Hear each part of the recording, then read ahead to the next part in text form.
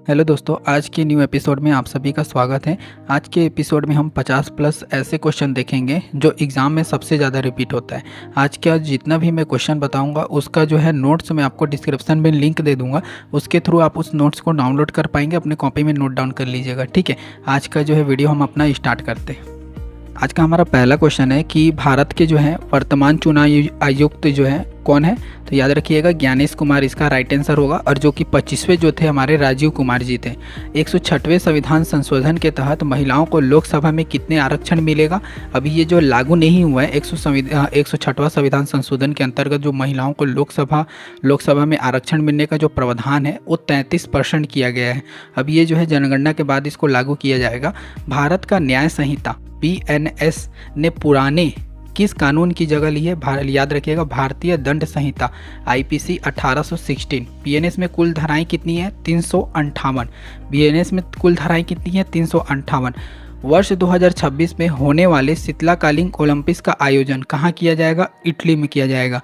हाल ही में किस राज्य ने भारत की पहली शहरी नीति तैयार की है। तो याद रखिएगा केरल। और एक और इम्पोर्टेंट मैं बता रहा हूँ, इसको तो रट ही लीजिएगा।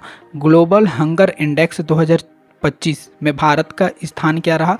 ग्लोबल हंगर इंडेक्स 2025 में भारत का स्थान जो रहा 105वां स्थान रहा। कि क्या रहा भारत का स्थान 105वां। पहले ये जान लो ग्लोबल हंगर इंडेक्स होता क्या है।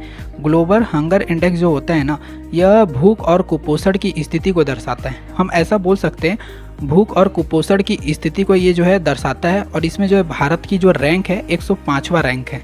क्या है भारत की रैंक, क्या है 105वां रैंक है। दादा Saheb Phalke lifetime achievement पुरस्कार जो है किसे मिला है। याद रखिएगा मिथुन चक्रवर्ती को इसको मिला है। अभी 2025 से 2026 का जो अवार्ड दिया गया है ना, Dada Saheb Phalke lifetime achievement award जो है इसको मिथुन चक्रवर्ती को दिया गया है। इसका राइट आंसर क्या होगा, मिथुन चक्रवर्ती। संविधान संशोधन का कुछ क्वेश्चन बताऊंगा, उसको आप रट ही लीजिएगा। 42वां संविधान संशोधन कब हुआ था, 1976 को हुआ था इंदिरा गांधी के कार्यकाल में। 42वें संविधान संशोधन को ऐसे याद कीजिए कि 4 और 2 कितना होता है 6, तो लास्ट डिजिट में हमारा क्या होगा 6, तो 1976। और 44वां संविधान संशोधन कब हुआ था 1978 को। जैसे 2 साल और ऐड कर दीजिएगा 1978, तो 4 जोड़ेंगे तो कितना हो जाएगा 8 हो जाएगा। तो इसका कब हुआ था 1978 को हुआ था। संपत्ति के अधिकार को जो है मौलिक के अधिकार से हटाकर इसको कानूनी अधिकार बना दिया गया था। किस आर्टिकल के तहत, आर्टिकल 300A के तहत जोड़ा गया था। ठीक है, वोट डालने का उम्र पहले जो है 21 साल है, अब जो है 18 साल है। किस आर्टिकल के तहत इसको जो है संशोधित किया गया था, आर्टिकल 6 मतलब किसके तहत जो संशोधन किया गया था 61वां संविधान संशोधन के अंतर्गत। 61वां संशोधन के तहत जो है 1989 को इसको जो है वोट डालने का जो अधिकार जो है 21 से 18 साल कर दिया गया था। अब GST किस संविधान संशोधन के अंतर्गत है 101वां संविधान संशोधन के अंतर्गत। EWS में जो 10% आरक्षण है किस संविधान संशोधन के अंतर्गत है, तो याद रखिएगा 103वां संविधान संशोधन। ठीक है, को याद रखिएगा। एग्लो इंडिया कोटा खत्म जो हुआ था 104वां संविधान संशोधन के अंतर्गत इसको खत्म किया गया था। RBI बैंक की स्थापना कब हुआ था, RBI बैंक की स्थापना 1 अप्रैल 1935 को हुआ था। इसकी जो राष्ट्रीयकरण कब हुआ था 1 जनवरी 1949 को इसका क्या हुआ था, राष्ट्रीयकरण हुआ था। इसकी स्थापना किसके सिफारिश पर हुआ था, इसको याद रखिएगा। RBI की जो स्थापना हुआ था ना, किसके सिफारिश पर हुआ था, हिल्टन यंग कमीशन के सिफारिश। याद रखिएगा हिल्टन यंग कमीशन के सिफारिश पर जो है इसकी RBI की स्थापना 1 अप्रैल 1935 को हुआ था। और RBI का जो राष्ट्रीयकरण 1 जनवरी 1949 को हुआ था। इसको तो याद रखिएगा। ठीक है, श्वेत क्रांति किससे रिलेटेड है, श्वेत क्रांति जो है दूध उत्पादन से रिलेटेड है। हरित क्रांति किससे रिलेटेड है, हरित क्रांति जो है खाद्य उत्पादन से रिलेटेड है। और इसकी जनक किसे कहा जाता है, इसके जो जनक जो है MS स्वामीनाथन को जो है हरित क्रांति के जनक कहा जाता है। भूरी क्रांति किससे रिलेटेड है, भूरी मतलब भूरा कलर मतलब चमड़ा उत्पादन से रिलेटेड है। रजत क्रांति किससे रिलेटेड है, तो याद रखिएगा मुर्गी उत्पादन से रिलेटेड है। गुलाब क्रांति किससे रिलेटेड है? गुलाब क्रांति जो है हमारा, ऐसे बोल सकते हैं, गुलाब क्रांति जो है झींगा मछली से जो है रिलेटेड है। याद रखिए, झींगा मछली से जो है रिलेटेड है। और जो हमारा जो है नीली क्रांति मत्स्य उत्पादन, काली क्रांति काला कलर का, जो पेट्रोल पहले क्या निकलता है? काला निकलता है। काली क्रांति किससे रिलेटेड? पेट्रोल उत्पादन से रिलेटेड है। एक चीज़ आपको बताना भूल गया कि रेपो रेट होता क्या है। रेपो रेट होता है जिस दर पर आरबीआई दूसरे बैंक को कर्ज देता है उसको हम बोलते हैं रेपो रेट। इसको याद रखिएगा क्योंकि ये यूपी पुलिस में पूछा हुआ क्वेश्चन है।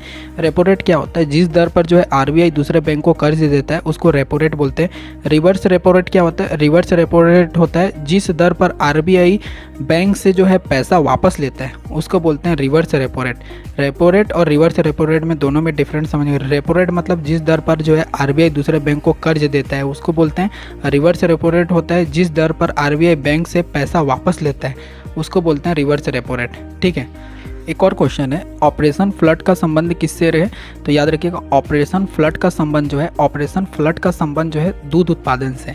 ऑपरेशन फ्लड का संबंध किससे? दूध उत्पादन। श्वेत क्रांति किससे रिलेटेड है? दूध उत्पादन। ऑपरेशन फ्लड किससे संबंधित है? दूध उत्पादन। टमाटर में लाल रंग जो होता है किसके कारण होता है?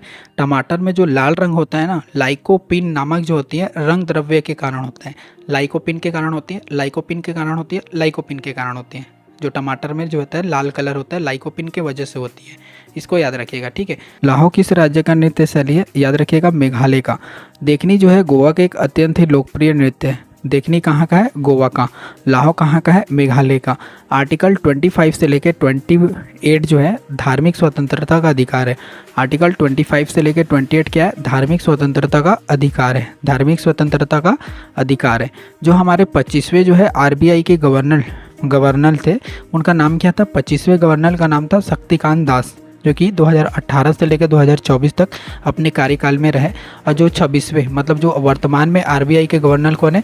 संजय मल्होत्रा। वर्तमान में 26वें जो है आरबीआई के गवर्नर कौन है? संजय मल्होत्रा। याद रखिएगा, काराकोरम दर्रा जो है यह भारत का सबसे ऊंचा दर्रा है। भारत का सबसे ऊंचा दर्रा कौन सा है? काराकोरम दर्रा कहाँ पर स्थित है? लद्दाख और जम्मू कश्मीर में स्थित है। रोहतांग दर्रा कहाँ पर स्थित है? हिमाचल प्रदेश में स्थित है। रोहतांग दर्रा कहाँ पर स्थित है? हिमाचल प्रदेश में ही स्थित है। और जैसे हर्यक वंश के संस्थापक कौन है? हर्यक वंश के संस्थापक जो है बिंबिसार है। मौर्य वंश के संस्थापक चंद्रगुप्त मौर्य। गुप्त वंश के संस्थापक श्रीगुप्त। खिलजी वंश के संस्थापक जलालुद्दीन खिलजी। याद रखिएगा, खिलजी वंश के संस्थापक कौन है? जलालुद्दीन खिलजी। विटामिन डी जो होता है वो हमारे अस्थि और मांसपेशियों को मजबूत बनाता है। विटामिन डी जो होता है हमारे अस्थि और मांसपेशियों को जो है मजबूत बनाता है। अंतर्राष्ट्रीय पर्वत दिवस कब मनाया जाता है? 11 दिसंबर को मनाया जाता है। जिस प्रकार 5 दिसंबर को शिक्षक दिवस मनाया जाता है, और उसी प्रकार जो है 11 दिसंबर को क्या मनाया जाता है? अंतर्राष्ट्रीय पर्वत दिवस। अंतर्राष्ट्रीय पर्वत दिवस कब मनाया जाता है? 11 दिसंबर को। किस मंदिर को जो है विदर्भ के खजुराहो के रूप में भी जाना जाता है? मार्कंडेश्वर। याद रखिएगा, मार्कंडेश्वर को जो है विदर्भ के खजुराहो के रूप में भी जाना जाता है। विश्व का सबसे बड़े घने वन का जो है ब्राज़ील में पाया जाता है। विश्व में सबसे बड़े घने वन जो होते हैं ब्राज़ील में पाया जाता है। याद रखिएगा। अंतर्राष्ट्रीय ओजोन परत दिवस कब मनाया जाता है? 16 दिसंबर को मनाया जाता है। अंतर्राष्ट्रीय ओजोन परत दिवस कब मनाया जाता है? 16 सितंबर को मनाया जाता है। और 5 जून को क्या मनाया जाता है? पर्यावरण दिवस मनाया जाता है। नाथुला दर्रा कहाँ पर स्थित है? सिक्किम में स्थित है।